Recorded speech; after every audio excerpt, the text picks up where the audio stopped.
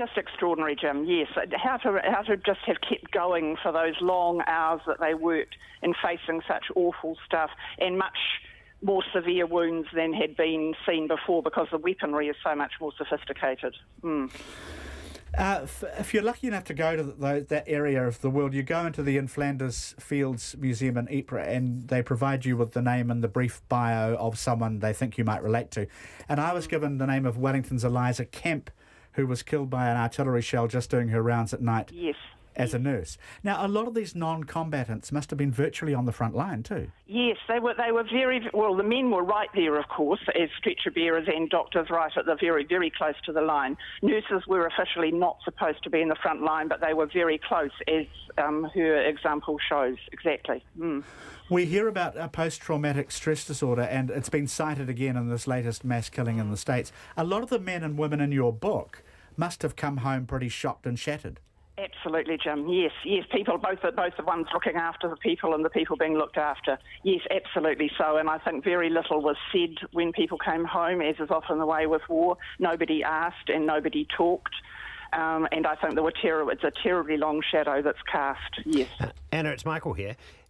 What was the most interesting source of material for you? Where did you, in the vast archive that you were working with, what was the thing where you kind of went, oh my God, that showed me something I hadn't thought of before?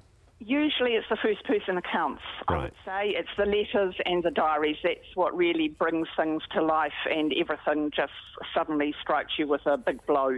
So those were found in all sorts of places, newspapers and in archives, diaries, all of those. That's where it really hits you. I just want to mention you also paid tribute, don't you? I haven't read the book yet, but I read the review, and you paid tribute to the pioneers of plastic surgery. Absolutely, yes, that's a huge part of the story, Jim. Yes, particularly our two famous New Zealanders, Gillies and Pickerel, who did the most extraordinary work, yes. Harold Gillies performed 11,000 operations on more than 5,000 men. Isn't that incredible? Yes. It is absolutely incredible, and it made such a difference because all they could do before that really was to paint those terrible masks that men could wear over their ravaged faces. So you went through your life with your body ageing and a completely ageless mask over your face. Yeah. All the best with the launch tonight. I just hope it goes so well for you, and Thank you so much. A great ceremony at 5:30. That's Anna Rogers, author of With Them Through Hell, New Zealand Medical Services in the First World War. Hasn't this been one of the wonderful things about these commemorations, this focus, is that we've seen it in a much bigger context, so anniversaries of the end of the First World War, say 20 years ago, we're focusing on different things. We've got so much more information now. As archives have opened up, as people have taken different perspectives, this is an amazing perspective to have. Are we going to forget about that war now? I mean, it's a shame, but because 18,000 New Zealanders lost their lives and 41,000 were wounded, and it's, of course, changed New Zealand. Do you suspect it will now slip into the deeper part of history? It's inevitable, I'm sorry. Unfortunately, it's the same as the Battle of Waterloo slips beyond the horizon. It's just what happens. Yeah. But there are huge observances around New Zealand this weekend. And by the way, it's being marked at Auckland's War Memorial Museum for the next 3 nights, with a commemorative film being projected onto the building, Illuminate. And there's the big field of remembrance at the Auckland Domain, every New Zealander who died in the war. Catherine Burnett, thank you for making your debut. Oh, it's my pleasure. It was great. It was good to have you on. And Michael Moynihan, good to see you. Nice to see you too. Thank you for your company, everybody, and we are back on Monday.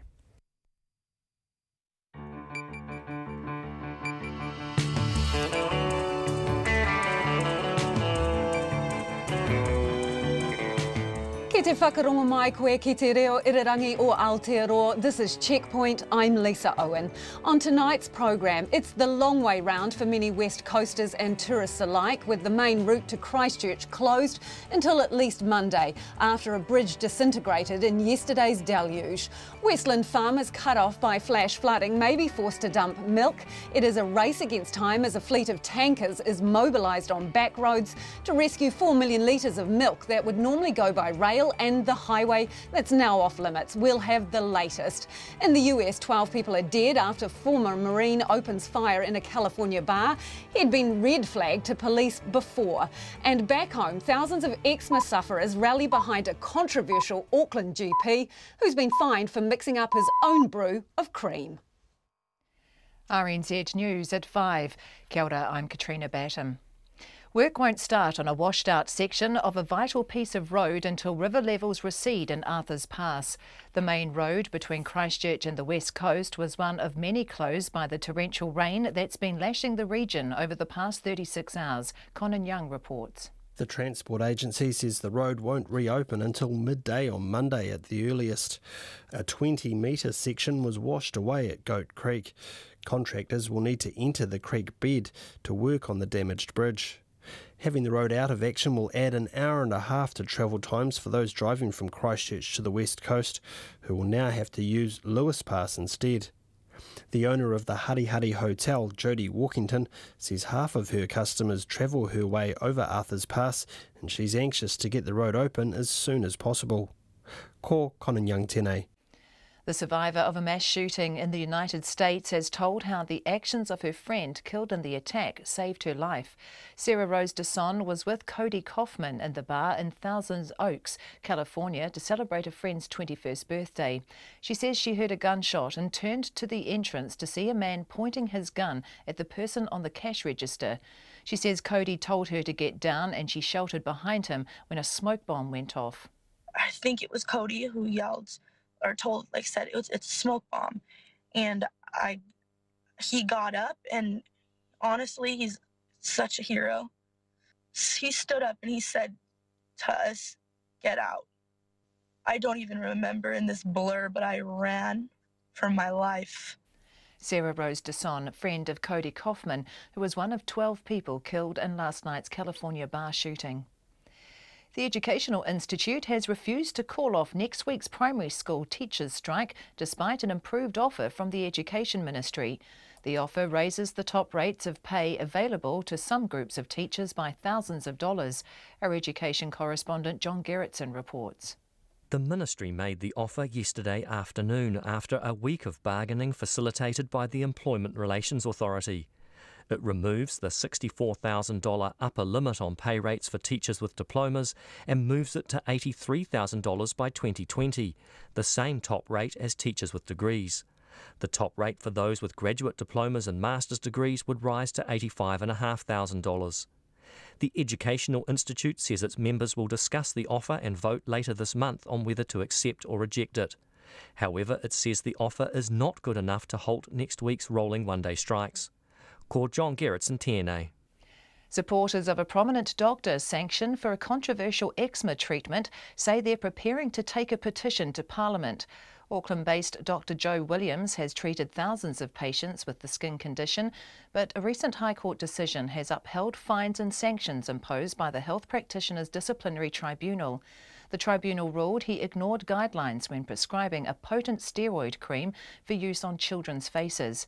Satisfied patients have posted testimonies online and almost 7,500 have signed a petition. Te Ko Orehua Panapa told Checkpoint Dr Williams saved his son from a lifetime of pain and says he'll be heading to Parliament with the signatures. For us to hear that he's been charged and been fined such a hefty fine, it's gut-wrenching, and we're quite upset about it, so hence the reason why I'm so passionate about getting his name cleared. Te Ko Orehua Panapa. There'll be more on this story in Checkpoint tonight. A man will appear in court tomorrow charged with kidnapping after a woman was taken hostage in a South Auckland mall. The police were called just before 9 o'clock this morning to a food court at Westfield, Manukau City, where a man was holding a knife to the woman's throat. The county's Manukau Central Commander, Adam Pine, says the first officer at the scene began negotiations, but it was 40 minutes before the man dropped the knife and released the woman. She was not injured. A building development company has been fined $100,000 after a retired Auckland man fell from a mobility scooter on a damaged piece of footpath and died. WorkSafe says the footpath had been damaged by heavy vehicles at a Papatoetoe housing site that was being developed by YSB Group Limited. Sarah Robson has more. The man was riding his scooter in March 2017 when it tipped on the uneven terrain and he fell to the ground, sustaining fatal injuries. WorkSafe says its investigation found there was significant pedestrian activity on the footpath, and YSB Group didn't identify the damage as a risk. It also found that the company could have blocked off the footpath and created a safe alternative route for pedestrians. The company faced charges under the Health and Safety at Work Act, and the fine was handed down today by the Manukau District Court. Ko Sarah Robson, Aho. It's 5 minutes past 5. Cycling New Zealand have reportedly lost 2 more high-profile coaches. John O'Hamlin, who worked with former head coach Anthony Peden, and endurance coach Brendan Cameron have resigned, according to a One News report. The resignations follow top sprint coach Peden's departure in May after it was revealed he had been having an inappropriate relationship with one of his athletes. It appears both coaches' details have been removed from the Cycling New Zealand website.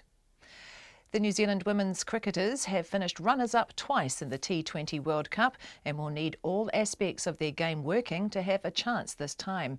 The tournament starts tomorrow morning in the West Indies with the White Ferns' first game against India, and a lot will be expected of experienced openers Susie Bates and Sophie Devine.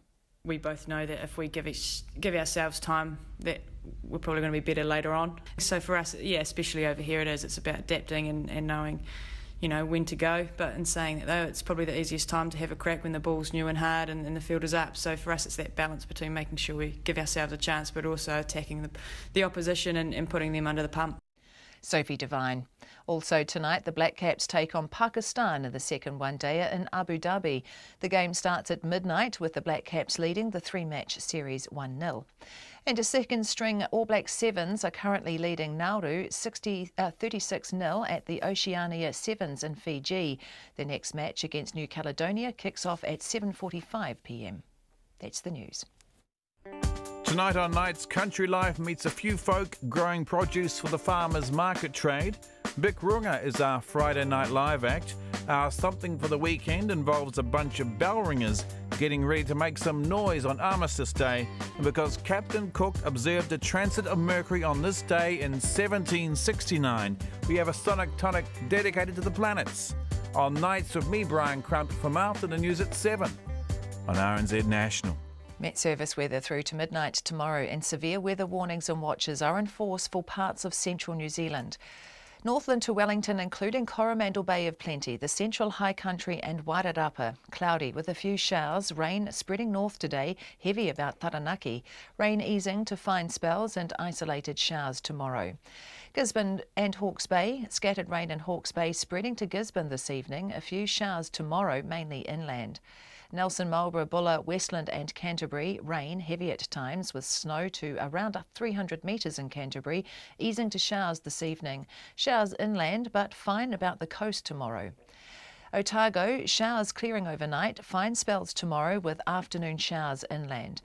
Fiordland and Southland, a few showers, and the Chatham Islands, low cloud today with rain tomorrow morning, then showers. It's 8 minutes past 5 and you're listening to Checkpoint. Thanks, Katrina. The main road between Christchurch and the West Coast will be closed until at least lunchtime on Monday after a 20-metre section was washed out last night. The region has been lashed by downpours over the last 36 hours, with parts of Westland getting more than half a metre of rain. A woman from the Gloria Vale Christian community drowned after a stop bank on the swollen Haupiri River gave way. The last of the severe weather warnings for the coast was lifted about 2 hours ago, meaning that the clean-up can now begin for about a dozen properties where floodwaters have made their way into garages and across lawns. Conan Young reports. Road workers face a huge job over the weekend repairing the washed out section of road near Otera and getting the main road between Christchurch and the West Coast open again. The Transport Agency's systems manager, Pete Connors, says it won't be an easy job. The bridge is still there, but we've lost the approaches basically. So we're going to be spending a couple of days getting that. But whilst creek levels and river levels are up, it's almost impossible to get into, impossible to carry out the repairs because we've got to get in the creek bed. Having the road out of action will add an hour and a half to travel times for people driving from Christchurch to the West Coast, who will now have to use the Lewis Pass instead. The owner of the Hari Hari Hotel, Jodie Walkington, says half of her customers travel via Arthur's Pass and she's anxious to get the road open as soon as possible. November and December are really busy months for us, so we've got normally quite a few tourists coming through. We have had a couple of cancellations. I've just had another customer rang me probably about 10 minutes ago and said he's booked in on Wednesday next week and just a bit concerned that he might not be able to make it. The policeman who led the search for the woman who drowned in the Haupiri River last night, Senior Sergeant Brent Cook, says she was walking along a stop bank when it gave way and she fell in. Rescuers tried in vain to find her in the swollen river until late into the evening. Her body was found downstream by a member of the public this morning. Brent Cook says victim support are working with Gloria Vale in helping the family. Yes, so we'll be working with the community, but mainly the family, as we would in any other case. We'll just act on the usual coronial process, and we'll act on the direction from the coronial office, and that'll also be in consultation, obviously, with the family as well. The Grey District Mayor, Tony Cockshawn, extended his condolences. Our heart goes out to the Gloriavale Christian community member that was lost their life in the floodwaters. She was a mum of 11. So, I mean, the Christian community are part of our community here in Greymouth. They're down here all the time, shopping and helping out in the community. So we really feel deeply for the loss. The west coast south of and including Hokitika bore the brunt of the bad weather, with about a dozen homes in the Hokitika area getting floodwaters through yards and garages. A slip near Harihari caused a creek to divert and make its way directly for the home of Helen Clarkson. It deposited a foot of silt and debris over her garden and inside her garage and ripped up her driveway. Helen Clarkson says she and her husband battled to divert as much of the water as possible away from their home using old tyres and pieces of wood. We went out and diverted the water that was coming through the garage towards the house, so it tried to stop it from running under the house because it's built up silt and damaged sort of loosened piles. Helen Clarkson says they're now waiting for the water to recede from around their house so they can begin the massive job of removing all of the silt and debris. We have had a lot of offers of help through Facebook and things like that, so it'll just be a matter of waiting for the rain to stop and being able to have a look and see what needs to be done. The main road south from Hokitika to the glaciers reopened at 2 o'clock this afternoon, bringing relief to stranded tourists after slips made the road impassable for yesterday and much of today. About 60 dairy farmers along the route were cut off as well, meaning milk trucks couldn't get through and milk had to be dumped. It's been a busy time for Fleur and Jed Longi, who run a dairy farm south of Hokitika. Absolutely atrocious. We've had roads inundated with water. Doughboy Creek burst its banks. There's been whole trees floating down the rivers. Calves had to be moved to higher ground. Coasters will get a chance to dry out in the next couple of days, with fine weather forecast for most of the region this weekend. For Checkpoint, ko Konanyang Tēnei. The US has once again been rocked by a mass shooting, this time at a bar in Southern California. At least 200 people were reportedly inside the Borderline Bar and Grill in Thousand Oaks, which is northwest of Los Angeles. It was hosting a student line dancing night. Just before midnight, a former Marine, Ian David Long, walked in and opened fire. The man eventually turning the gun on himself, but only after he had killed 12 people. The FBI are combing through the bar as well as the suspect's car and house. But they say at this stage there's no threat to anyone else. CNN's Scott McLean reports. Tonight, authorities are learning more about the shooter at the Borderline Bar, identified as 28-year-old Ian David Long. Long, United States Marine Corps vet, served as a machine gunner and was honorably discharged in 2013. A neighbor says Long was intensely private and not sociable, and his mother worried about what he might do. You know, she lived in fear. She told you that? Yeah. What did she tell you exactly? Oh, I don't want to go into it. She just worried. She was worried about her son. We got multiple people down. We need a lot of ambulances and fire. Police say Long walked into the bar just after 11 p.m., dressed in all black, armed with a .45 caliber Glock 21 and an illegal extended magazine. Students ran for the exits. Others ducked for cover as he started shooting. Ventura County Sheriff's deputies arrived within minutes. Sergeant Ron Heelis was the first to go inside, exchanging gunfire with the suspect. He was shot multiple times. 54-year-old, 29-year veteran of the Sheriff's Office. He's married with a grown son. And as I've said several times, he went in there to save people and made the ultimate sacrifice. Heelis and 11 others were killed and many more wounded. Police say Long, who also died at the scene, shot himself. What does it look like? Like hell. I am very emotional right now. Jason Kaufman's 22-year-old son Cody was at the bar at the time of the shooting. Jason says he tracked Cody's phone afterward and waited agonizingly for word on his son's whereabouts. I talked to him last night before he headed out the door. First thing I said was, please don't drink and drive. Last thing I said was, son, I love you. That was the last thing I said. Cody Kaufman was one of the 12 victims in the shooting. My firstborn son.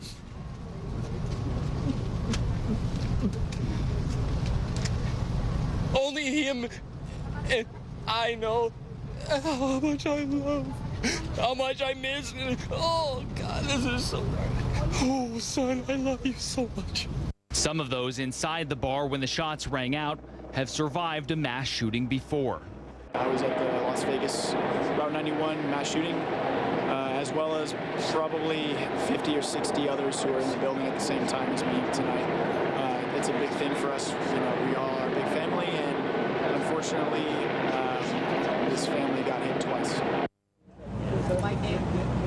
And we are also slowly starting to learn the names of the victims. The latest, Noelle Sparks, a young woman who was killed, along with Elena Housley, a young Pepperdine University student, and Justin Meek, just 23 years old. He had just recently graduated from college. We're also learning more about the suspect's past. We know that in April, law enforcement was called out to his house for a disturbance. The local sheriffs here said that on that day, he was irate. Officers ended up leaving because they didn't think that he was a danger to himself or others.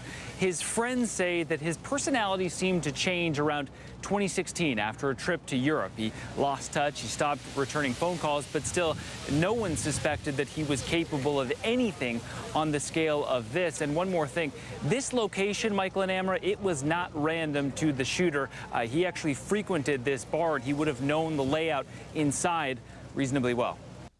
Back home now, and a prominent Auckland GP is vowing to fight on after the High Court upheld a controversial tribunal decision sanctioning him for his treatment of eczema patients.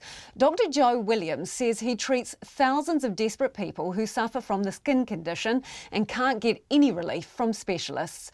But when some of those specialists made official complaints, an investigation led to fines and strict conditions on his medical practice. And as supporters of Dr. Williams prepare to take a signed petition to Parliament, he's still locked in a fight to clear his name. Alex Perrottet and camera operator Nick Monroe with this report. It's a condition affecting almost 1 in 5 children in New Zealand and affects Māori and Pacific children more than others. In the worst cases of eczema, it leaves the skin red and weeping and even infected. It can leave scarring and causes significant impacts on quality of life, including psychological troubles. Put your leg up. Beep, beep. Tika Rehua Panapa says his son Isaiah had extreme eczema as a baby. He couldn't sleep and was constantly scratching himself. So he had a lot of rawness underneath all the creases of his body. For the first 3 months of his life, we spent a lot of time with specialists to try and find a cure for his skin. By the time he turned 6 months, it was severe. Very severe. He had a lot of redness, a lot of raw, itchiness. There was a lot of agony. He didn't sleep a lot because of the sore, and he was, 6 months, and he couldn't really get in there to scratch it, so he was just irritated, and he wasn't comfortable. And after seeing 6 different doctors who couldn't give him anything to help, he couldn't believe the immediate relief his son had after 1 dose of a cream prescribed by Dr. Joe Williams. So this is the cream that Dr. Joe prescribed us with to use on our son. We still have it, and so it's the magical potion. It's the potion that worked and helped our son, and I'm sure every other family out there that has a success story about it. Dr. Joe Williams is a former Prime Minister of the Cook Islands and is known as a Pacific health pioneer. He's credited by the World Health Organization for his major role in eliminating the tropical disease known as elephantiasis. And while he isn't a dermatologist, he has researched and treated eczema for years and even wrote a book about it. He used to suffer from it himself and says that gives him a great empathy for his patients who prefer to come to him than see a skin specialist. When they come in, some of them are so bad, and some of them have been treated by, I'm sorry, by dermatologists, and it's still quite bad. And when they come to see us, their eczema clears after 14 days. You know, they're so grateful for what we have done, not just me, but the clinic, the nurses and the staff here have done for them, because they are as much to take the credit for what's happening. It's not just me, it's the whole of the staff, the clinic. Dr. Williams says he has a comprehensive treatment plan including a diet and a mix of different creams. He mixes a steroid with an antifungal cream and calls it Betaclom. I have had no complaint about my treatment. All I've had was thank you for making us better. Lolina Avia and her daughter Leila used to see Dr. Williams in Auckland before they moved to Christchurch. And as the summer approaches and Leila's eczema flares up, they aren't sure who to turn to. You have one cream compared to all those bottles and tubes she has. Yeah, no, Dr. Williams' cream's been so damn good. Leila says on top of the itch and the discomfort, she's also bullied. People like to make fun of my mouth and stuff and say, oh my God, it's the eczema girl. Lolina says it's taking a toll on her daughter. She does get embarrassed. She'll come home and then just pretty much, she'll be angry and in tears, upset that she's been picked on. Lolina's niece, Arietta, also swears by Dr. Williams' treatment. Dr. Williams has always been my GP. It was awesome. The cream was awesome. It went away straight away. I've tried Lorcoid. It hasn't really had much effect as Dr. Williams' cream did. But it's that very successful treatment that has landed Dr. Williams in hot water. In 2011, dermatologists started raising questions about his Betaclom mixture. They were concerned it was too much steroid to put on a child's skin, and it could have damaging side effects such as skin thinning and damage to the adrenal glands. In 2014, one dermatologist's complaint to the Medical Council triggered strict sanctions on Dr. Williams and an independent investigation. The result of that investigation is this: a 2017 tribunal decision that found Dr. Williams guilty of professional misconduct. It ruled that his creams were dangerous, that he posed a risk of harm to his patients, and that he didn't keep very good medical records. Now, he appealed that decision, and a year later, in September 2018, the High Court here in Auckland upheld the decision. It ruled that Dr. Williams continued the treatment in a cavalier approach, ignoring professional guidelines and not listening to the advice of some of his medical peers. But Dr. Williams says those peers are merely a handful who don't agree with his approach, and many others do support him. He says the process was unfair, leaving him frustrated and angry. 2 colleagues were at the tribunal, and both of them had used the cream for many years there, and both of them said it didn't cause any harm. But very little reference was made to that in the report. The tribunal's decision relied on the expert medical evidence of Dr. Marius Rademacher, based in Waikato, who argued that even though Dr. Williams diluted the steroid in his mix of creams, the steroid could have actually been more potent.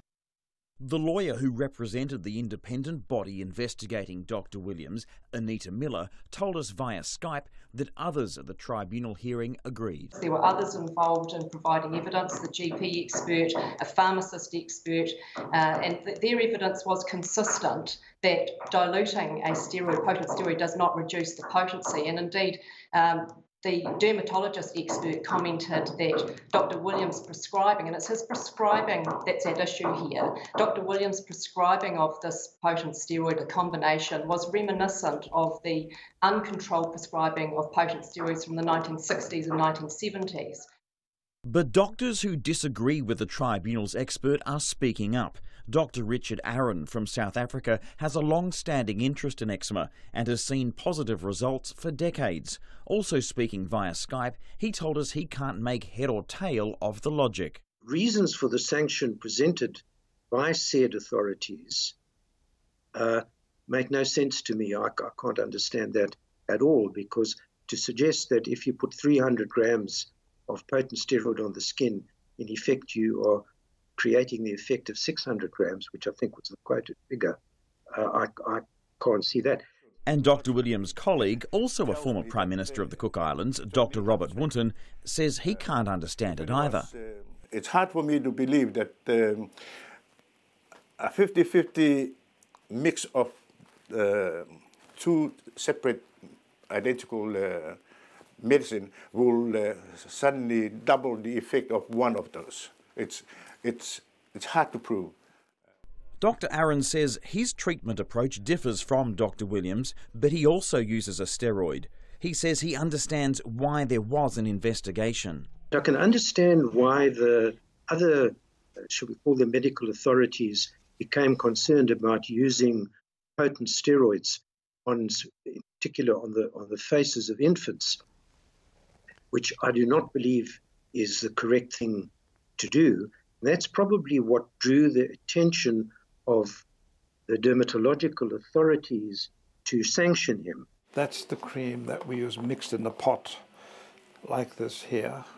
But Dr. Williams insists that his treatment is safe as long as his instructions are strictly followed. Te Rau o Rehoa Panapa says those instructions are clear and it's just common sense. Dr. Joe made it clear to us, if you overuse the cream, you know, certain things can happen. These are the effects to it. So one of them was it could thin the skin out. We followed it to the T. What he's prescribed us and how he used the cream, we followed it right through and we've never had a problem. Dr. Richard Aaron says a lot of it comes down to medical opinion, and he has a hunch other motives are at play. If what Joe Williams is doing and what I am doing is correct, successful treatment approaches, it puts in the shadows the conventional treatment that these practitioners are doing, because it actually diminishes what they're doing, because he's saying that what they are doing is not as effective as it might be. And basically, I think there comes an ego threat. I think most doctors, we all have a measure of egocentricity. And if someone else tells us that what we are doing is wrong, it's discomforting to say the least. Absolutely not. No, I'd completely reject that suggestion. The tribunal noted that other dermatologists have in the past also used this combination of cream. The dermatologists who raise these concerns work in the public sector. This is not a case of professional competition, and certainly I don't think that there was any suggestion put to any of them on behalf of Dr. Williams that they were acting in a way out of professional jealousy. Te Rau o Rehoa Panapa says he has other suspicions. I'm going to put it out there. It's, brother, you're just too brown to be outclassing us. You know, this is my own personal opinion, because there's nothing else. Nothing makes sense into why he's being treated this way. It's racial profiling at its best, I think. We did receive statements from the Dermatological Society of New Zealand as well as the Medical Council, but no one from those organisations was willing to talk. Dr. Williams says not only was there no harm, but some of the patients whose cases formed the basis of the doctor's complaints came back to see him for more cream. And of the 12 people that have been cited by them, at having caused harm by the cream. They came back to get some more cream and get some more treatment there. The effectiveness of the treatment was not at issue before the tribunal, and the evidence before the tribunal did establish that this is effective, but the reason that it is effective is because it's a potent steroid, and the evidence of the GP expert in particular, and I won't have his words directly, but along the lines of, look, all of my colleagues would know that if you put a potent steroid on a skin condition, it will work. It's effective. The problem is the potential risk of harm, and in this case we're concerned with just these 12 patients who were prescribed a potent steroid when they were under the age limit set by the data sheet, information relating to this potent steroid, in the presence of acne, where there was excessive quantities prescribed when only limited use is recommended. So a $10,000 fine plus tribunal costs of $145,000 and a heavy blow to his professional reputation. But that hasn't discouraged his biggest fans, who are still lining up in droves at his Mount Wellington practice. Te Rau o Rehua Panapa is so upset by what's happened, he's started an online petition for people to show their support. He has almost 7,500 signatures and wants to take them to Parliament. He's a hero to a lot of families. So for us to hear that he's been charged and been fined such a hefty fine, yeah, it's gut wrenching, and we're quite upset about it. So hence the reason why I'm so passionate about getting his name cleared. In the meantime, Dr. Williams is mixing a less potent cream for his young patients, which he can dispense without fear of sanction. He says people with eczema have been neglected and misunderstood, and doctors worldwide need to do more to treat it. He says he's determined to see out his days, helping those who most desperately need it. Do you have any regrets? No. No. I'd do it all over again. And I'll keep doing this with people there. My judge are the people that I treat. And that is Dr. Joe Williams ending that report from Alex Perrottet.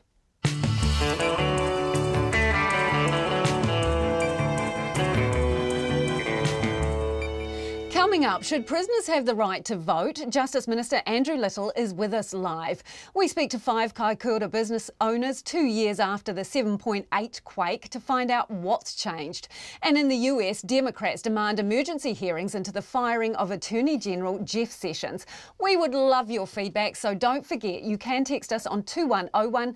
You can tweet us at Checkpoint RNZ, Facebook us, Checkpoint, or email checkpoint@radionz.co.nz. But first, here's Katrina Batten with the headlines. A vital road connecting Christchurch and the West Coast won't be able to be repaired until river levels drop in Arthur's Pass. State Highway 73 from Springfield to Jackson's has been closed since torrential rain washed out a section of the road near Otera.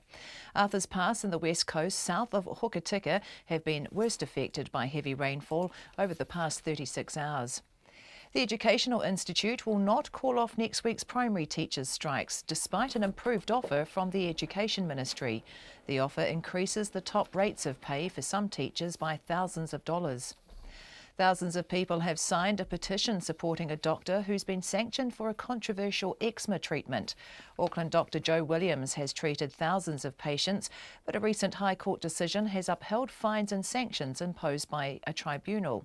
The Health Practitioners Disciplinary Tribunal ruled he ignored guidelines when prescribing a potent steroid cream for use on children's faces. A man will appear in court tomorrow charged with kidnapping after a woman was taken hostage in a mall in Manukau City. It took 40 minutes of negotiations for a police officer to persuade a man holding a knife to the woman's throat to drop his weapon. The woman was not injured. Building company YSB Group Limited has been fined $100,000 over the death of an Auckland man whose mobility scooter tipped on an uneven footpath in March last year.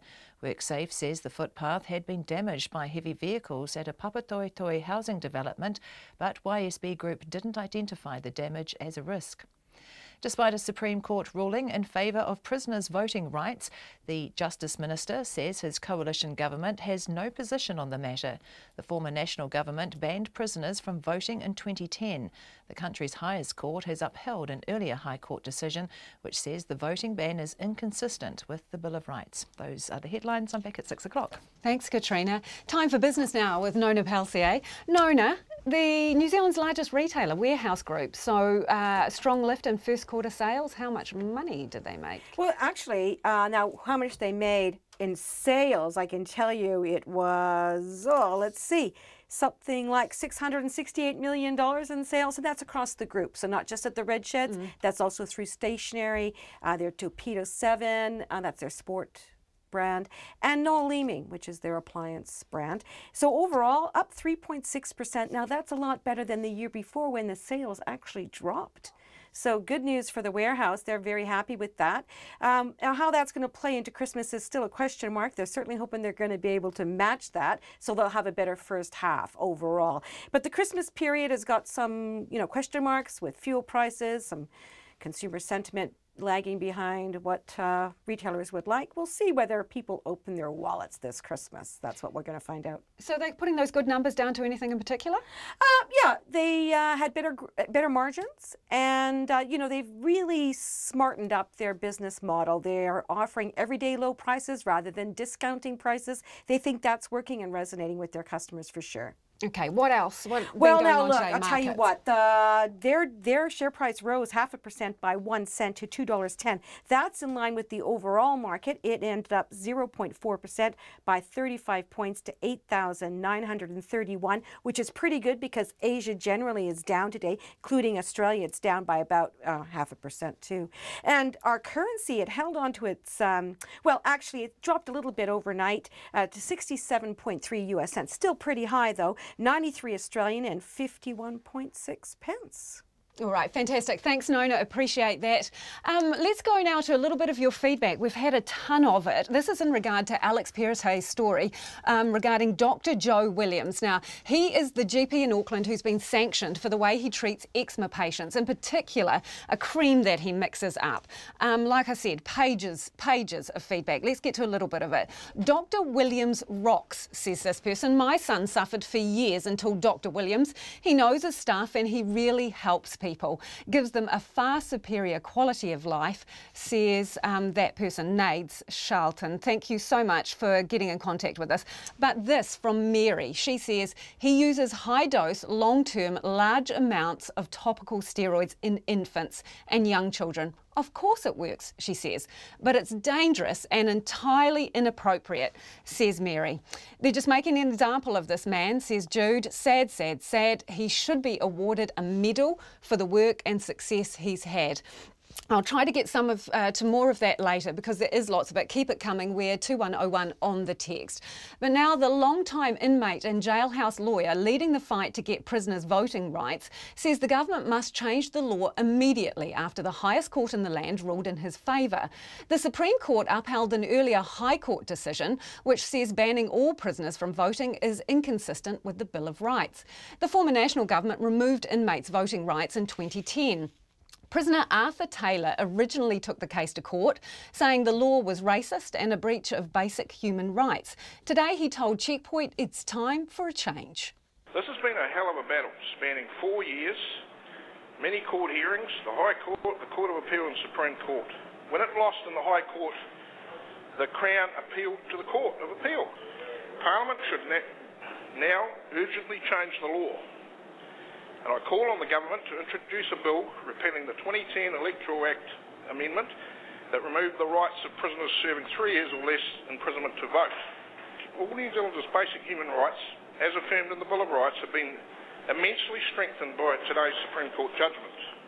Do New Zealanders really want laws on the books that aren't justified in a free and democratic society? That's something they want to ask themselves. If they do, what does that say about our society? That's inmate Arthur Taylor. So what next? Justice Minister Andrew Little joins me live. Minister, are you going to restore prisoners' rights to vote? No, that's not on the government's work program at this point. And the first port of call for us is to follow through the commitment we made at the beginning of the year, which was to change the law so that when the courts do make declarations like the one the Supreme Court has upheld today of inconsistencies with the Bill of Rights Act, that Parliament has to respond in some form or another. At the moment, we now have this Supreme Court decision. There is no obligation to do anything about it. And so there won't be any follow-up except now to get on with the project we've set ourselves up, which is once courts make a declaration of inconsistency, Parliament must then reconsider the law that's been declared inconsistent. OK, so no legal obligation, but what about a moral obligation? Members of your party have spoken out strongly about this. Grant Robertson, at the time the right was taken away, said it was a disgraceful attack on democracy. Jacinda Ardern has said that the Parliament has a responsibility to respect fundamental rights for all people in terms of voting. So why not push ahead and give them the right back? Yeah, well, certainly at the time, Labor MPs were deeply concerned about that law change. It was a law change that, and a loss of the right of prisoners on short sentences to vote that we hadn't seen before. So why not put right what you thought was a wrong at the time? Why not put it right now when you're in a position to? Look, there simply isn't room in our legislative program right now to do that. Added to that, this government, the coalition government, hasn't considered that particular issue, and it'll be some time before it does. The issue that it has considered is the issue of the courts declaring laws made by Parliament to be inconsistent with the Bill of Rights, and for there to be a meaningful follow-up to that. So that's the priority issue for us right now that we are in the process of developing a law on. Is there no space for it on the legislative agenda, or are you just concerned that New Zealand First wouldn't support it if you tried to go ahead with it? It hasn't been considered by the government. To get on the legislative agenda, the government has to consider it, Cabinet has to consider it. It won't be considered at the earliest, whether it is an issue for us, until early next year. The priority issue we are considering, or not just considering, we've made an in-principle decision. Understand that, Minister. Is to create the law so there's a meaningful response to declarations of inconsistency. I understand that, but are you happy to sit in government as the Minister of Justice and be at odds with the Supreme Court on this? Well, it's precisely because I think if we are going to have declarations of inconsistency by the court on rights under the Bill of Rights, there's got to be something meaningful to follow from that. That, to me, is the priority. Well, meaningful would be a law change, wouldn't it? Meaningful would be a law change. Well, meaningful would be Parliament reconsidering it, because Parliament may well say, because under our Constitution, Parliament has the final say on our law. Parliament is sovereign, and Parliament may well say, you know what, we've heard from the best judges in the land, and they're telling us this law we've passed is wrong, but as Parliament, we are saying we're going to continue with it. Alternatively, Parliament might want to say, you know what, we've been given a pretty firm stare from the highest court in the land, so we are going to amend it or we're going to repeal it. But there is no provision requiring Parliament to do that. For me, the priority is getting the institutional settings right. Okay. And that's what I want to get the law passed, requiring Parliament to respond to declarations like It's not on the coalition government's agenda. I'm asking you, as a Labor minister, what's your position? Do you think this right should be restored? What does the Labor Party think? Yes, I am opposed to the 2010 amendment, because I think that those sentenced to prison for a period of less than 3 years are going to be back out in the community. They lose their liberty once they're in prison, but at some point during that electoral term, they will be back out in the community as free citizens, and they should have a right to have a say on who creates the rules that govern their lives when they're out and free. So here's the question, Minister. Have you lost your nerve on reforming the justice system in terms of pushing through changes like this that would involve prisoners in society and re-engage them with the democratic process? Do you just not have the nerve to push through with the law change here? No, I think I have a lot of nerve, which is why we're doing so much change at the moment and why we have such a full legislative agenda. But I'm also conscious of my collective responsibility as a minister, that I'm not going to make commitments that haven't been signed off by Cabinet. What I have done is, and myself and David Parker, the Attorney General, we are both totally committed, and we worked together on getting Cabinet to support, in principle, a law change that means that when courts do declare laws to be inconsistent with the Bill of Rights, there's some meaningful follow-up to it. So that's our priority at the moment, and we're working on getting that through. But we have a very full legislative agenda that means that there ain't much room for much else right now. Thank you, Minister. We're out of time. That is Justice Minister Andrew Little. Kaikoura business owners are urging all Kiwis to get ready for when the next big one hits. It comes almost 2 years after a 7.8 magnitude earthquake changed the face of the Kaikoura district for good. 2 years ago, Checkpoint spoke to 5 business owners about how they were coping, their worries, their challenges and their hopes for a post-quake future. Next Wednesday marks the 2-year anniversary of that devastating earthquake. Our South Island video journalist Logan Church went back to see them and find out what's changed. Oh, I'm 6 or 7 stages above buggered. We've been really lucky that all the wine has survived and we only lost 1 bottle that happened to be sitting on my kitchen bench. I mean, yeah, I'm in that tricky situation where my shop actually did survive fairly well. We're still working towards getting up and running again as quick as we can. Some of us, haven't had time to eat, to be honest. We've sort of got up early, we've just been go, go, go. It's the 24th of November 2016, 10 days after a 7.8 magnitude earthquake ravaged the district, devastating roads and causing widespread damage to homes.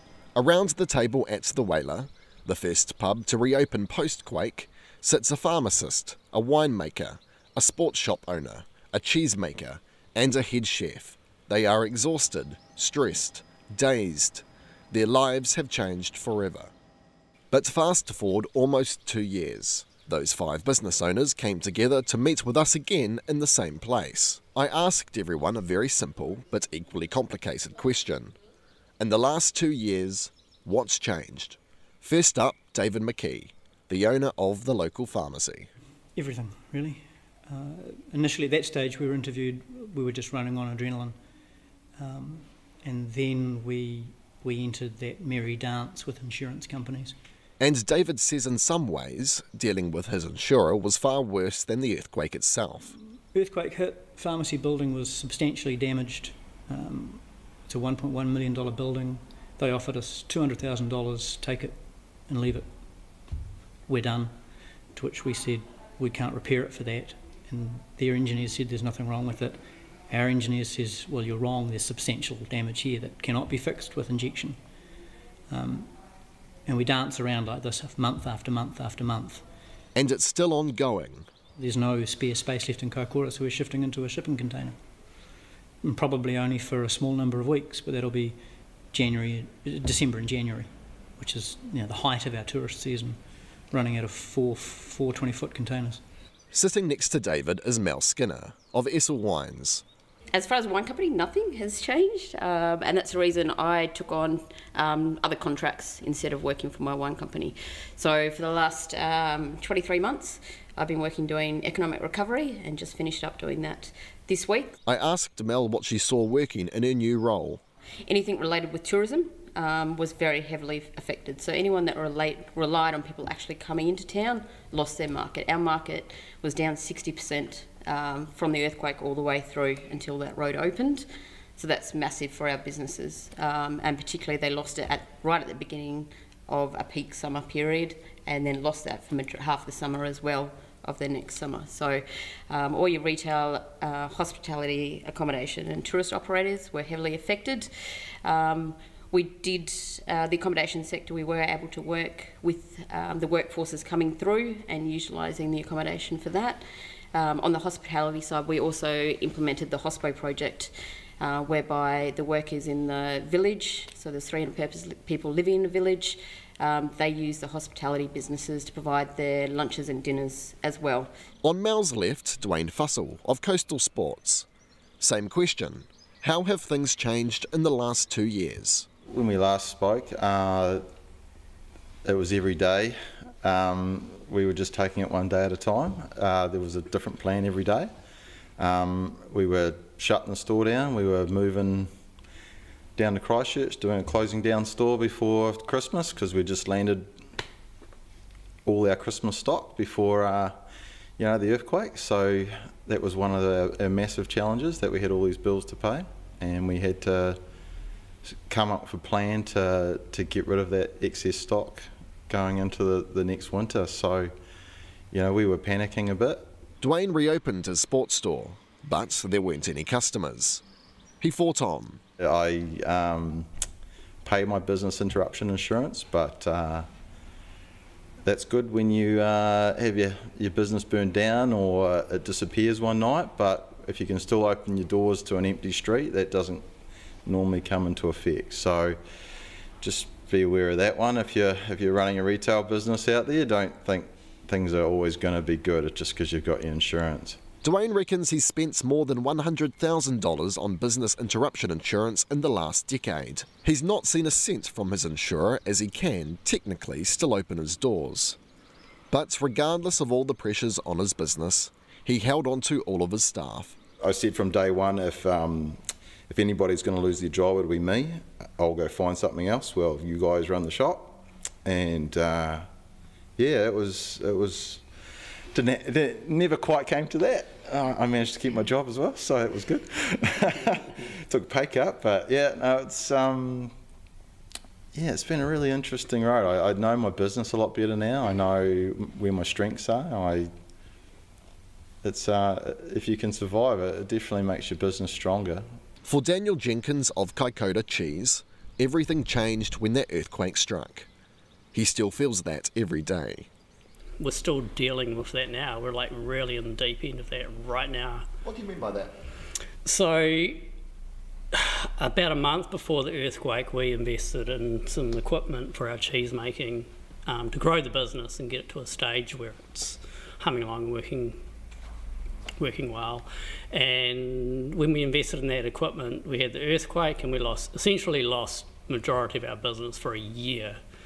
Now, anyone who runs a small business or a medium-sized business in New Zealand knows that just running a business in this country is hard, desperate, or in a lot of situations not even achievable. So to have your trade taken away from you for such a long time, and you try to dig your way out of that,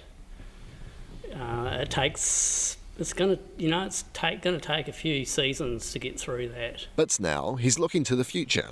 This week we're looking at, so it's the first time in 2 years we've been able to go, sit down and look at our long-term plan, our medium-term plan. So I think we still, I'd love to see Kaikoura Cheese stick around, but I think we need to go possibly to that next step and look for an investor to help the business go where it needs to go.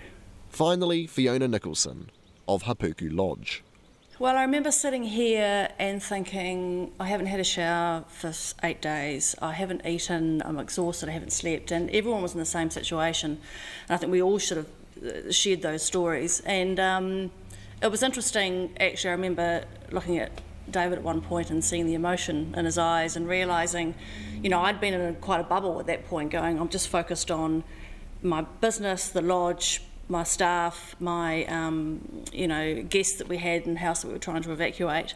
And then it was a realisation of all the pain and the emotion that was going around the table. And actually today I'm having a similar kind of experience. I don't want to be the Pollyanna of the group, but things are looking really great for us.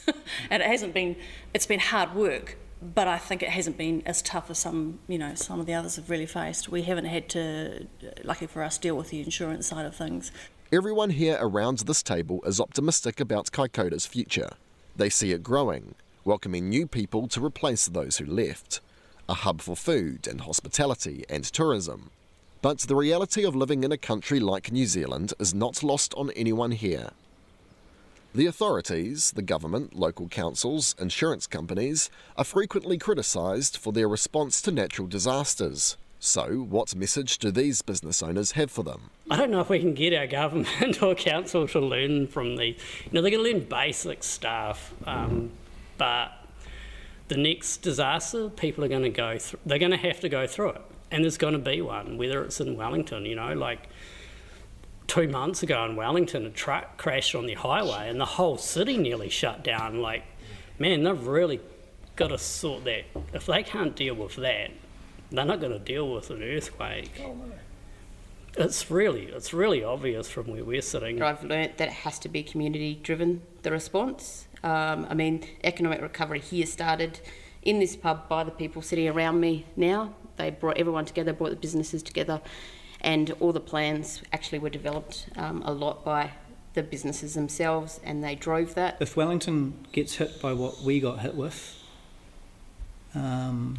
Holy, can you imagine what that's going to be like? Honestly, that's just going to be the end of their world, and it'll be the end of New Zealand. You know, I read something in the paper the other day. They were telling people that they may need to walk from central Wellington to Upper Hutt. You've got to be kidding. If that's your plan, well, God save us. And that was Checkpoint video journalist Logan Church in Kaikoura. Logan will have more from Kaikoura next week.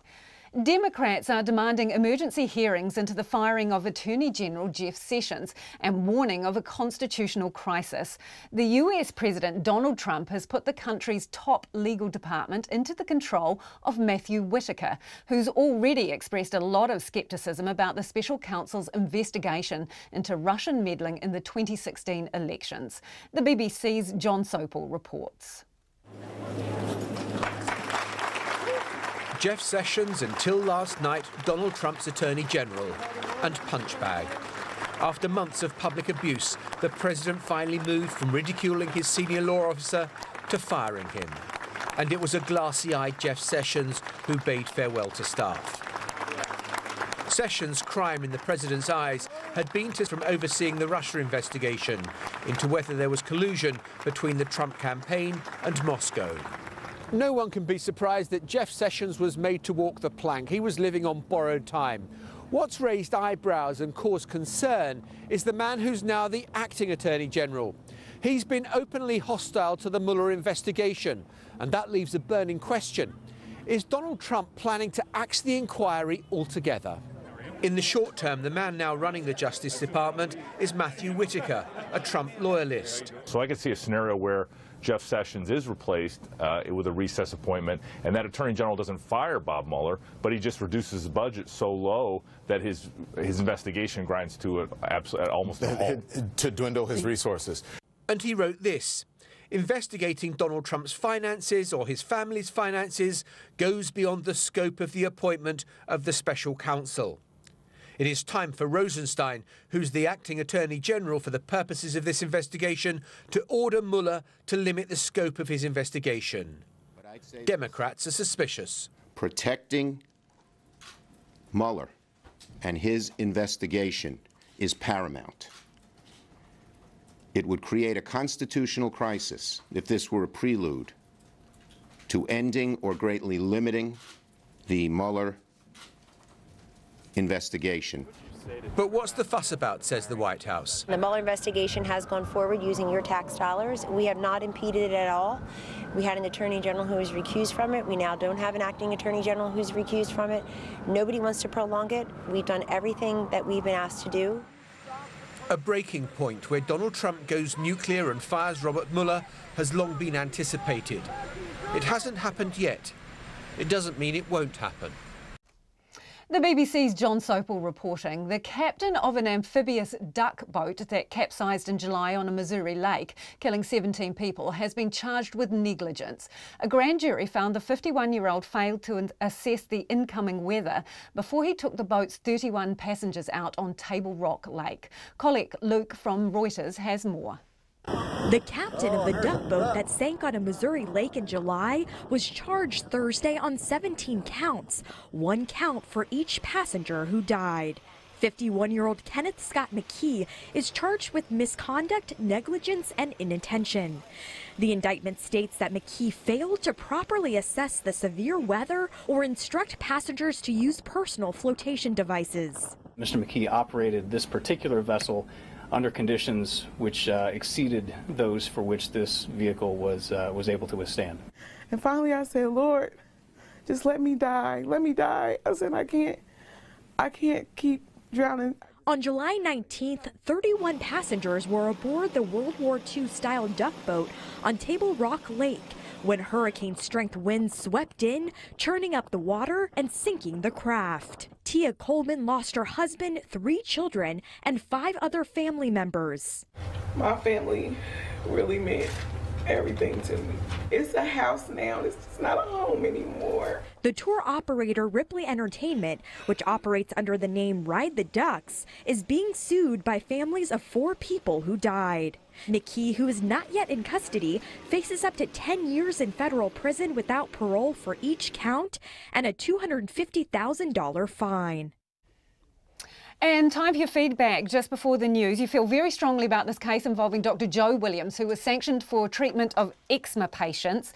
This person says he went about it the wrong way. That is the problem. Whether it worked out or not, you can't just prescribe things willy-nilly against the guidelines that are set out. But this one says, after being recommended to Dr. Williams in 2016, it wasn't the cream that was a miracle, it was his dietary advice. It was right on the spot, this person says. I removed certain foods from my diet and the eczema cleared up. She says, I guess dermatologists and the drug companies don't want us knowing this stuff, and they keep saying there is no cure. Yeah, right. Thank you, Dr. Williams.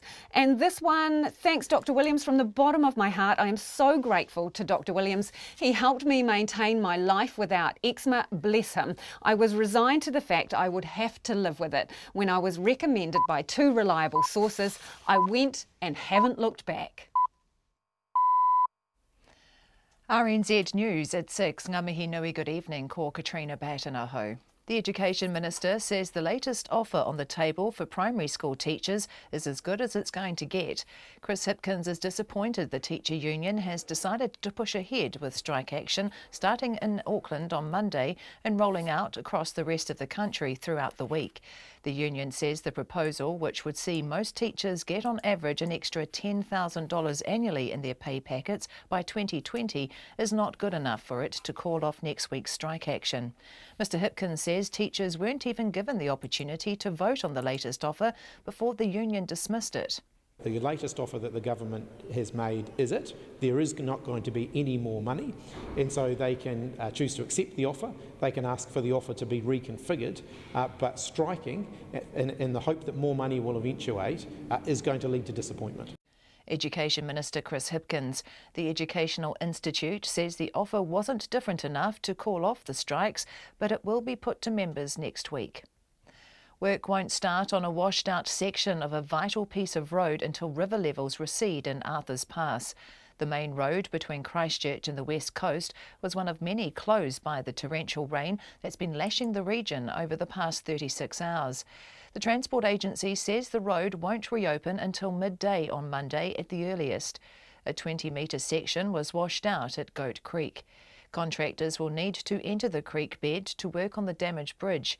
Having the road out of action will add an hour and a half to travel times for those driving from Christchurch to the west coast, who will now have to use Lewis Pass instead. Meanwhile, tourism on the west coast is expected to be back to business as usual within days, despite the destructive storm. The organisation's chief executive, Jim Little, says the region will recover quickly. Basically, when you work somewhere like the west coast, which does have, some fairly interesting weather cycles, they're all pretty much used to it. They go and do other stuff, and then when the weather clears up and it's back into adventure or flying helicopters again, they do it. Jim Little says the region's road crews are quick to get the network up and running again after extreme weather hits. A survivor of a mass shooting in the United States says he knew the gunman but never expected him to carry out such an act. Ian David Long, a former US Marine combat veteran, opened fire in the bar at Thousand Oaks in California, where hundreds of college students were drinking, talking or dancing. He shot 12 people before turning the gun on himself. Todd Stratton was a friend of Long's in high school and last saw him about 18 months ago. He had some anger issues through the years that I've seen him, but nothing to the extent that I would imagine that he would do something like this. The person I knew was a trained Marine that knew how to use firearms, and I don't think anybody was going to be able to stop him. He hid behind the front desk and started firing off rounds from behind cover. Shooting survivor Todd Stratton. Students at 9 schools struck a problem with their Level 1 geography exam this afternoon. The Qualifications Authority says a resource booklet for one of the 3 standards covered by the exam was missing. Our education correspondent John Gerritsen reports. The authority says it emailed copies of the resource booklet to the 9 centres, and the exam managers were able to give students extra time to complete their examination if they needed it. It says it's investigating what went wrong and has robust processes to ensure no students are disadvantaged by the mistake. It says the problem appears to be confined to the 9 schools, which are in the Hawke's Bay area. The annual NCEA and scholarship exams began on Wednesday this week and run until the end of the month. Ko John Gerritts in Tēnei. The police are speaking to a youth in relation to a suspicious fire which gutted 2 classrooms at Kaikoura North School. Emergency services were called to the scene in the early hours of yesterday morning to find the building already well ablaze. The police are not looking for anyone else in relation to the incident.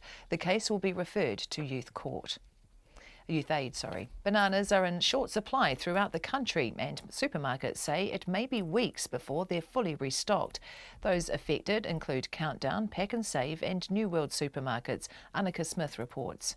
A Countdown spokesperson says a delivery of bananas from Mexico and Ecuador has been delayed after a change to the shipping route. They say the delay has put pressure on stocks and they're trying to find an alternative source. Foodstuffs, which owns New World and Pack and Save, reports they too are facing a banana shortage. Their head of external relations, Antoinette Laird, says it could be weeks before supplies return to normal. Miss Laird says she expects supply to be back to normal by the end of the month. Ko Annika Smith, Tēnei. It's 6:05. Sport. The New Zealand women's cricketers open their World T20 campaign against India tomorrow morning, and captain Amy Satterthwaite knows they'll need to quickly find some form if they're to be genuine title contenders. The White Ferns were beaten 3-0 by Australia in a recent series and have 1 win, 1 loss record from their 2 warm-up games in the West Indies. The All Blacks coach Steve Hansen says Damien McKenzie's time at first 5 made him an obvious choice at fullback this week as the world champions look to employ 2 playmakers to ease the load on Beauden Barrett. The All Blacks play England at Twickenham on Sunday, and Hansen says McKenzie will help break down England's suffocating defence. Playing at 10's definitely given him a greater understanding of how to control the game, and it's not just all about him and having a run. But he's got a lot more control now. He deserves to be back there, we think, because we want 2 drivers, and he can drive the game from back there and come up and help Bodes. Steve Hansen. The Wellington Phoenix say they've moved on from last week's 3-0 loss to Sydney FC and will be taking a front-foot approach in tonight's away match against Melbourne City in the A-League. City are also coming off a 3-0 loss to the same side. Kick-off is around 10 p.m. A second-string All Black Sevens has convincingly won their first match at the Oceania Sevens against Nauru this afternoon, 62-0 in Fiji. Their next match against New Caledonia kicks off at 7:45 p.m. That's the news. Get your 2 cents worth. There's Bernard Hickey. It's really starting to rile up the market. Nicky Mando. I was gobsmacked when I heard about this. Janae Tibbs-Rainey. So when wholesale prices go up, customers really feel that sting. And me, Giles Beckford. I'm sure Winston Peters will dance on as many horseshoes as you want to say that it's not an asset sale. Find out how the business news of the week affects your back pocket. 2 cents worth. Find the podcast on the RNZ website, newsroom.co.nz, or through any of the podcast apps. On air after the midday news on Sunday on RNZ National. Met Service weather through to midnight tomorrow, and severe weather warnings and watches are in force for parts of central New Zealand, Northland to Wellington, including Coromandel Bay of Plenty, the Central High Country and Wairatapa. Cloudy with a few showers, rain spreading north today, heavy about Taranaki, rain easing to fine spells and isolated showers tomorrow. For Gisborne and Hawke's Bay, scattered rain in Hawke's Bay, spreading to Gisborne this evening, a few showers tomorrow, mainly inland. Nelson, Marlborough, Buller, Westland and Canterbury, rain, heavy at times, a snow to around 300 metres in Canterbury, easing to showers this evening. Showers inland but fine about the coast tomorrow. For Otago, showers clearing overnight, fine spells tomorrow with afternoon showers inland. For Fiordland and Southland, a few showers, and for the Chatham Islands, low cloud today with rain tomorrow morning, then showers. It's just gone 6:08 and you're listening to Checkpoint. Thanks, Katrina. The Education Minister, Chris Hipkins, has just spoken in Parliament after primary teachers confirmed they will strike from Monday. The ministry yesterday increased its offer for teachers at the top end of the pay scale, but the Teachers Union says the proposal is still not good enough. Mr Hipkins says he's disappointed with that response and fired a warning shot that going on strike won't get teachers any more money. This strike action comes despite the fact that the government has significantly increased its offer to primary teachers. The offer that has been made to the primary teachers through the facilitated mediation that's been taking place over the last week would see most primary school teachers get a $9,500 pay rise. For some it would be $11,000, and at the upper end some teachers would have a pay rise of over $20,000. This is addressing many of the concerns that primary teachers have raised through these negotiations, and it comes on top of the announcement last weekend that the government will be fully funding learning support coordinators, or SENCOs, in schools. So we have been working very hard to do everything we possibly can to avoid there being strike action. Obviously, I'm very disappointed that the Primary School Teachers Union have chosen to proceed with strike action without putting the offer to their members for discussion. The latest offer that the government has made is it. There is not going to be any more money, and so they can choose to accept the offer. They can ask for the offer to be reconfigured, but striking in the hope that more money will eventuate is going to lead to disappointment. Chris Hipkins, Education Minister there, speaking at Parliament. Fiji's political parties are heading into a final weekend of campaigning before next week's Wednesday election. It's only the second election since the 2006 coup led by Frank Bainimarama. 4 years ago, the former military commander was elected in a landslide victory, and now he's pitching for another 4 years in office. RNZ Pacific's Sally Round has been talking to people in Fiji and has this report. The night sky over the town of Nandi has been popping during the festival of Diwali this week, the Hindu celebration of light over darkness, some light relief from the heated political debate around the country over the last 6 weeks. I am very excited about this election, absolutely, because there's so much at stake. 6 parties are running for 51 seats under a radically different system from the days of ethnic-based voting before the 2006 coup. Now there are no constituencies to fight over. Instead, the national appeal of a party's star performer can be the key to success. Frank Bainimarama's Fiji First says a vote for him means continued equality for all Fijians, economic growth and security. But the vibe on the streets is mixed. It's kind of a bit in the middle of everything because, people kind of panicking what's going to happen next. If, a different party with different ideas, and they might thinking that, someone might start a coup and all that stuff. So it's just not sure what's going to happen next. The cost of living, jobs and the national minimum wage are again hot topics this election, with statistics saying 28% live below the poverty line. Student debt, civil servant contracts, the Constitution are also concerns. We really don't want this government that is running today. We really want change. Mostly jobs, sometimes the wages, So NFP is doing the right thing about to increase wages and help people. This government is good, but the only thing that we would like to see is like our land, Fijian. Things supposed to belong to the Fijian to come back to the Fijian. Meetings and rallies have continued this week in the countdown to the campaign blackout starting on Monday morning. The rush is on to get voters memorising candidates' numbers as party symbols or candidate names aren't allowed on the ballot paper. But there's some uncertainty in the opposition camp, with one of the contenders, former coup leader and Prime Minister Sitiveni Rabuka, facing an 11th-hour court ruling. Social Democratic Liberal Party member Rotemu Mukepa says campaigning is more difficult this time, and she's out helping other SODELPA candidates beef up their profile. We have had hardly any time to give the electorate the numbers because there are over 200 numbers.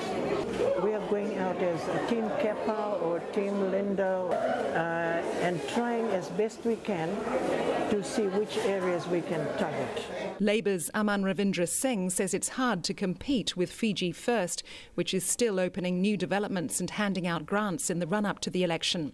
The once powerful party is looking to make a comeback after not making it into Parliament last time. And it's not a free and fair election when you have a vast majority of people in the population who remain very scared. So that is one of the biggest difficulties that we face right now. You will get a sense that there is a fear, people looking behind their backs, people speaking in whispers, and some just simply nodding and walking off. That's the level of fear out here right now.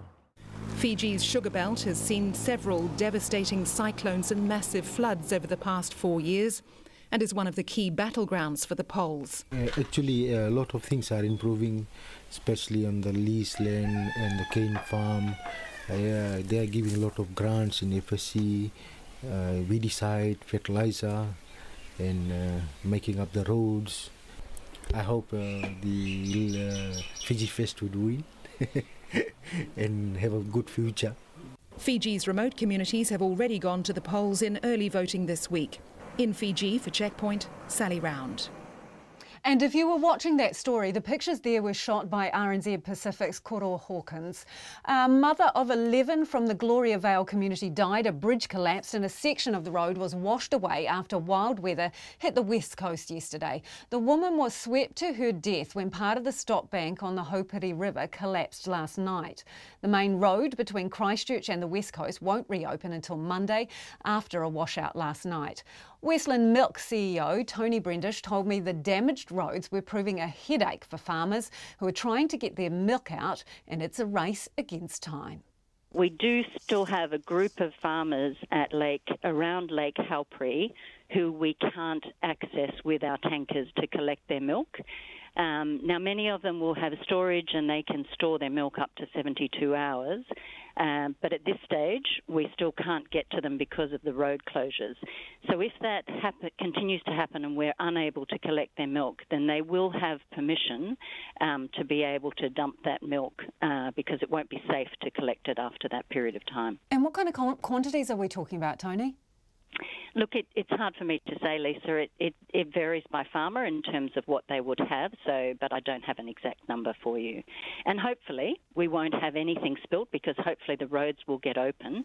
But at this stage, we believe we're going to be able to get down to South Westland where we had roughly 60 farms that were not able to be collected.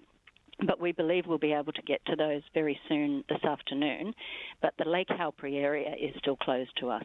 So in essence, this is a race against time for you guys? Particularly for those group of farmers around Lake Haupiri.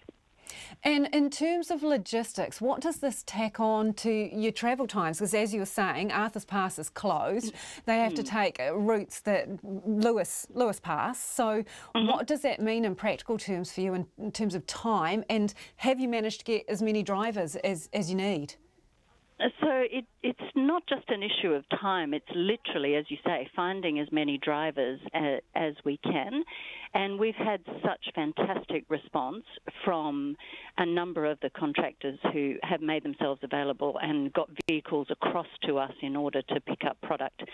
So I think we've literally had a call out to every contractor in the South Island, and we've had some fantastic response. And we will have, over the weekend, we'll have at least 17 vehicles going through the Lewis Pass and hopefully a few more that will help get that product across to the East Coast. And the main reason for needing to do that is we've got to clear our warehouses in Hokitika so that we can keep processing the milk that we're picking up and turn into new product. So how many days might you have to have these special arrangements for? Again, I can't confirm because we don't know how long Arthur's Pass will be closed and how long it will take for the rail to be fixed. We're just waiting for a full debrief from Kiwi Rail on that. But hopefully, not as long as it took, I think, a couple of years ago when the rail was down for quite some time. And on the West Coast, this is something, unfortunately, that we get used to. We have so much rain, which is a fantastic thing for the West Coast, but every now and then we have these events that make it very difficult for us. And there's a resilience on the West Coast that exists and learns how to deal with this stuff, but hopefully it won't be for too many more days. How many farmers do you pick up from over there? So on the West Coast, we have about 80% of our milk supply. So we pick up we roughly get about 66 million kilos of milk, and about 80% of that comes from the West Coast. But it's split quite a long way, all the way from Taramea all the way down to Franz Josef. So it's a long area to cover. So on a daily basis, how much are you picking up? Well, it depends on the time of the year, but at the moment we're picking up anywhere up to 4 million litres a day.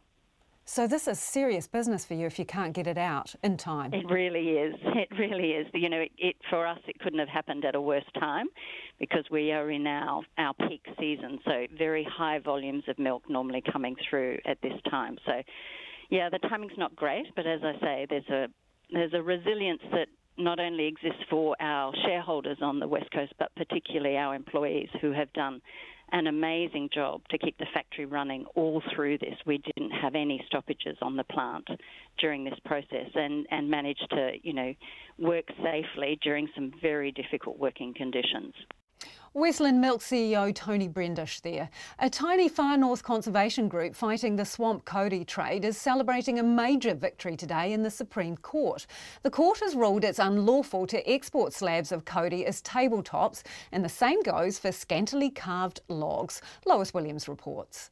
It's the decision the Northland Environmental Protection Society thought might never happen, and the President, Fiona Farrell, is over the moon with relief. We are absolutely elated. It's been a very, very long battle, and it is so sad it has taken so long for this one. For 9 years, the conservation group, with just 27 members, has been trying to put the brakes on the multi-million-dollar export trade in swamp Kauri. Ms Farrell says most of the logs have come from Northland's fast-disappearing wetlands. We have lost so many wetlands in the process that we have been fighting this that could have been saved and should have been saved. For 2 years, the Northland Society has been battling the Ministry of Primary Industries in the courts over its interpretation of the Forests Act.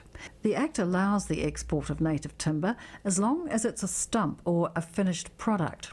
Until now, the Ministry has accepted that Kauri slabs, described as tabletops, are finished products. It's also approved the export of some massive logs, painted or lightly carved, that went out to find as temple poles. Both the High Court and the Court of Appeal found that was within the law, but the Supreme Court has found it's not. The Act defines a finished or manufactured product as one that's in its final form and ready to be used without further modification. The court has found a table without legs does not fit that definition, and it's found a decorated log is not a finished product unless it's had so much work done on it it's lost its identity as a log. Forest and Birds in-house lawyer Sally Gepp says it's a highly technical decision, but one that will have a significant impact. It's going to make it that much harder for exporters to export these logs, and what that means from an environmental perspective is just a bit more of a chance that the wetlands that these logs generally lie in Northland will be protected from these kinds of destructive activities. But the judgment does have the potential to cost jobs in the north.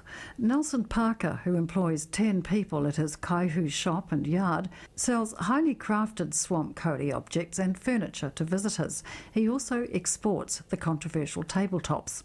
And he's waiting to hear what the ministry has to say about the Supreme Court decision. But I do know that the government, whether Labor or National, are in for people like us, small business employers employing up to, 10 people.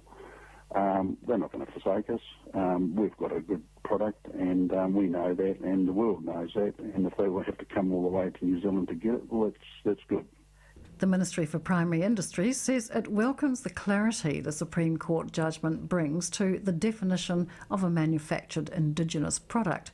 Julie Collins, who heads the Forestry Division to Ururako, says it will review the judgment and consider how it should apply the findings. She says MPI will tell exporters as soon as possible about any potential changes to the rules and regulations.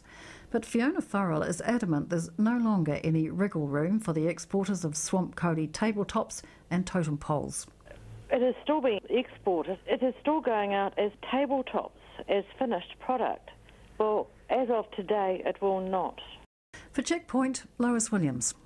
The government's been criticised for stalling progress on regulating medicinal cannabis. Shane LeBrun from Medical Cannabis Awareness New Zealand says the Health Minister has refused to meet him on several occasions. Katie Doyle reports. At a cannabis conference in Wellington today, Shane LeBrun slammed the Health Minister, David Clark. I appreciate he's overworked, and this is an issue where he's just refused to meet me on multiple occasions. I've made multiple requests and I can't get the time of day with him, and it's left me with the impression that Peter Dunn was a much better politician in this space. And it's a real shame that he didn't delegate this role to Julianne Genter, who was promised an Associate Health Minister portfolio, but in the end she didn't get the drug law one which she wanted. He says if the Health Ministry was given the right resources, officials would quickly be able to create a set of medicinal cannabis regulations before the referendum. So we'd really like to see, with this budget surplus they have, that they helicopter in some international level experts who actually do help countries and states in America write their regulations. There's several companies in Canada, they could drop $1 million, fly on the experts, and we could have this all sorted in 6 months. There will be a referendum on cannabis law reform at or before the 2020 general election. It's part of Labour's confidence and supply agreement with the Greens. But the jury's still out on whether the referendum should be binding. Labour's Greg O'Connor, the former head of the Police Association, says it shouldn't. You're going to guarantee 47 or 46%, whoever vote for the one side of it that is unsuccessful are going to be unhappy, and it could stop the whole thing dead. But Green MP Chloe Swarbrick says the public should get to make an informed decision. Our preferred model is that we do something akin to what we saw with the 1993 MMP referendum, where there is legislation around the regulation that would be implemented subsequent to a positive yes vote. And the benefits of that is that the public are aware of exactly what they are voting on, but also it doesn't get kicked down the road to the next iteration of Parliament to try and discern what a yes vote might actually mean. Manu Caddy from the Hikurangi Cannabis Company says a yes vote for the decriminalisation of cannabis could be hugely beneficial to Māori communities. There's ways for some of those that have been in the black market to become micro-entrepreneurs, and there's some good examples in Canada with their legislation that's allowed for people to do that. But also for not-for-profit distribution channels like we have with liquor licensing or the pokies, that where a charitable entity needs to be responsible for the distribution, and again it's a way of avoiding people profiteering too much. And another speaker at the conference, Pacifica activist Will Ilolahia, says he hopes decriminalisation will mean fewer Pacific people getting stuck in the justice system. That's the main thing. The second thing is also there's a potential of having it as an alternative industry for growing for our community, because we're always dependent on New Zealand, in regard to the products or food and that kind of stuff. Maybe this is another way to help out. Health Minister Dr David Clark has said previously the government is committed to making medicinal cannabis more available to people with terminal illnesses and chronic pain. The Misuse of Drug Amendment Bill, introduced in December, will introduce a medicinal cannabis scheme, a statutory defence for terminally ill people to possess and use illicit cannabis, and remove cannabidiol from the schedule of controlled drugs. For Checkpoint, Katie Doyle. Apparently there is a big rugby game on this weekend. Joe Porter has the details. Aaron Smith again. Quick hands for Reid. Oh, the sack! It's going to be a try at the other end.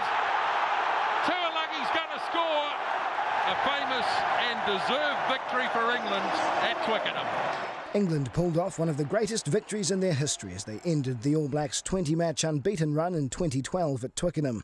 The New Zealanders would reverse that result in 2014, but since then the world's been starved of any battles between the sides. The All Blacks coach Steve Hansen believes Sunday's match is even bigger than last year's series against the British and Irish Lions. The Lions tour has made it bigger, because we weren't successful in only drawing the series. That to us wasn't successful, so there's 80,000 people, it's all over the papers, everyone's talking about it. You can't get a ticket, you'd have to be on holiday, I reckon, if you didn't work out that this is going to be big. More than 80,000 English fans will chant all game and employ a stirring rendition of Swing Low Sweet Chariot to try and drown out the All Blacks haka. England's coach, the inimitable Australian Eddie Jones, couldn't care less if the crowd respects or overpowers the New Zealand challenge. At that stage of the game, they could be playing Spice Girls. I wouldn't know what's being played. They're making a comeback, aren't they, Spice Girls? So maybe they could sing at that time. It's got no relevance to me at all, mate. While Jones is indifferent, someone who will respect the haka is England flanker Brad Shields. The former Hurricanes captain will play against his country of birth for the first time on Sunday. Steve Hansen used to coach Wales and says it was always tough for him when he faced the All Blacks. He imagines Shields will feel the same. For me, it was pretty raw, and he's going to be lining up facing the haka, facing a team that he's always wanted to play for, and now he's got the opportunity to play against them. Some of his great mates are in that team, so he'll find it emotional. The All Blacks rookie centre Jack Goodhue will have to control his emotions at Twickenham this weekend, but the 23-year-old, who's played only a handful of tests, says the pressure cooker atmosphere will be water off a duck's back. I haven't played in front of 80,000 people before, but I can't imagine it's too much difference between 50 and 80. I mean, it's just a lot of people, isn't it? Might be a little bit louder. But I'm just going to go through my processes, trying to think about it, and play the game that I've been playing since I'm a little kid, and just do my thing. The midfielder is happy to be doing his thing after being laid low by glandular fever. Goodhue says a little motherly love worked wonders. Anyone who knows a bit about glandular fever knows it can last a while. I was getting told some horror stories that could be out for 6 months or something, so wasn't really sure what to expect, but went up home in Northland and Kaikoura. Mum got me on the chicken soup, and I bounced back pretty quick, so yeah, I'm feeling 100% now and ready to play. If he plays well and an All Blacks win on Sunday, Goodhue could well cement himself as the team's first-choice centre. Mō te hōtaka o te ahipo nei, ko Joe Porter aho. And that's Checkpoint for the week. We will catch you again on Monday. RNZ News headlines at 6:30. The Primary Teachers Union will vote on the Education Ministry's latest offer, but is pressing ahead anyway with planned strikes next week. The Justice Minister says Parliament is not obliged to respond to a Supreme Court ruling that the current ban on prisoner voting breaches the Bill of Rights. South Island drivers are being warned to prepare for winter driving conditions as temperatures plummet, and strong southerlies are affecting some arrivals at Wellington Airport. Our next news and weather is at 7. This week on Country Life, Cam Booker grows just about everything from asparagus to zucchinis on his Sefton farm. And it's all sold through his veggie boxes and at farmers' markets. Each week we've got to get our prices and the volumes and the amount to each farmer's market right. If we get it wrong, it can cost us hundreds or thousands of dollars. Country Life, Friday night after the news at 9.